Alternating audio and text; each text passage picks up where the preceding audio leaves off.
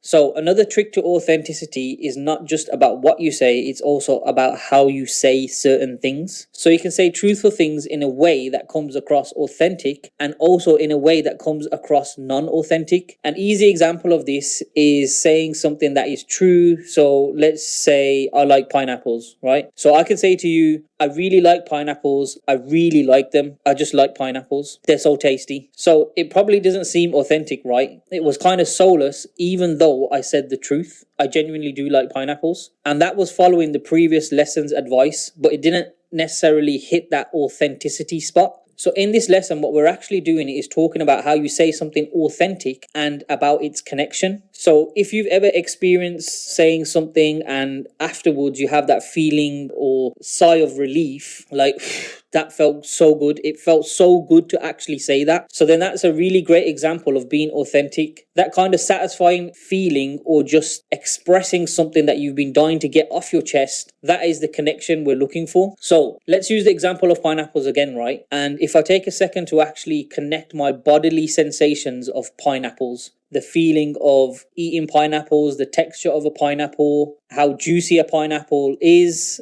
And I'm actually thirsty right now. So what I can actually say to you is, oh man, I just love pineapples. I really feel like a pineapple at the moment. Most likely that came across a lot more authentic than the previous example. Why? Because I literally felt it and I was communicating it to you. So some experts call this the process of self-connection, integration, and it's this kind of connection between your mind, your body, and your emotions that produces this state of compatibility. Basically, you say what you think and feel, and naturally, it's a kind of attractive thing to be around. So developing this connection and being able to truly feel what you are saying and start building this true authenticity comes from being able to connect with your bodily senses. So from the previous lesson, we understood that what you say is a very important thing, but also what we're starting to learn is how you feel when saying that is also really important. And you'll see in day 2 how this all connects together with emotive speech. So there are 2 ways to develop this connection, and they both kind of lead to the same outcome. The first is presence, almost having a peace of mind where you're not overthinking